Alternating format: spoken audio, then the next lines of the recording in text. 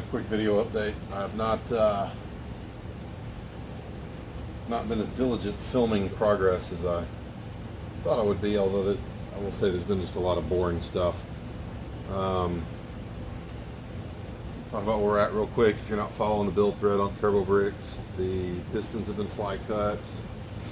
I pulled them out, cleaned everything off to make sure there weren't any shavings caught up anywhere. Put it back in, everything's torqued, everything's been double checked. Bottom end's all buttoned up. I got new seals, new water pump. Probably doesn't work because it's brand new. MLS head gasket, ARP head studs. The head studs were from the stroker motor that obviously is not together right now. This head is not. I probably, in retrospect, could have saved myself a lot of time by just digging up another set of exhaust valves from somewhere here in the shop, which is basically what I did for this, and swapping them out, because it had, from my best recollection, it had a couple bent exhaust valves on it. Not from the thing blowing up, but I had a mishap with the rev limiter and popped a couple lash caps out one time and held things open longer than they should be. Not bad. It obviously ran enough to turn in a 990. There we go. The old 400 still hanging out. I'm not sure the video cut off there. I'm gonna turn off my little Bluetooth thing because I bet I bumped the button. I mean, not much to say suspension wise. I forget what it's got. Just some sort of stock replacement shock. Sway bar bushings are mint. I do have poly radius rod bushings. That one's cracked. An amazing power steering pump bypass there. I know you're all jealous. The wiring harness, this one was not loomed. This was actually probably done back in 2012-ish. And I didn't loom stuff back then because I like to be able to get in there and mess with it. Invariably I would hook up something wrong or want to go back and change it. Here in the back you can tell that it's still very much a stock rear end. Turn the fan off. I'm ready to get out of the shop anyway. That's Tequila Gundam's 2J car. We're expecting to get some bad weather over the next couple days, so I brought in all the crap that I could bring in. It's the benefits of having a lift. Something I'm recently discovering here. Anyway, you can see it's a pretty much stock rear suspension setup. I've got some custom torque rods. The lower one's adjustable. The upper one in a previous life was adjustable, but then we flipped the car through a field and that one got torn up. Curiously enough, the bottom one didn't. So I made a new one. I think it's a modified 240 torque rod that I had a buddy make some aluminum bushings for. Not a lot of give there.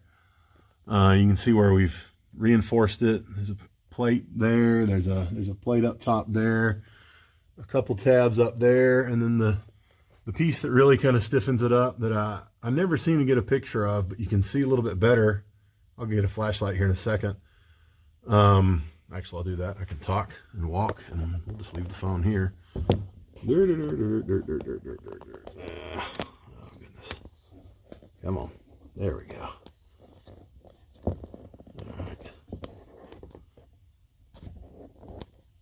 One of these days I'll figure this technology shit out. But anyway, as you can see, there's no more dog bone mount up there with the two bushings to isolate stuff.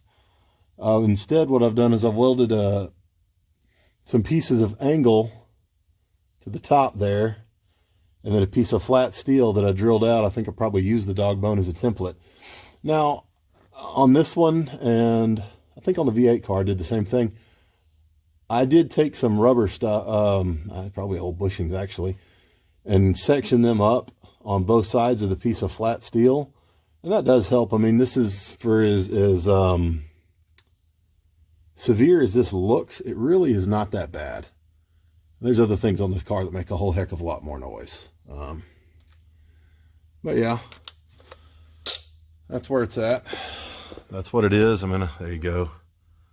I think these are like GR2s or gas adjusts or something. I don't know. I can't tell. They're white. I believe they're KYB, but I could be wrong.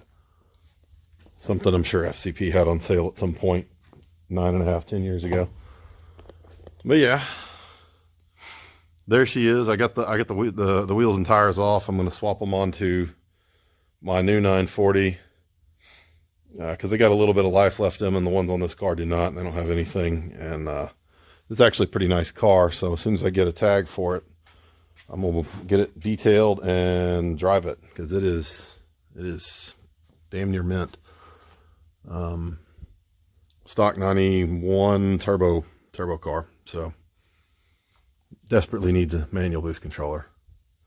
Anyway, that's where we're at. That should catch everybody up.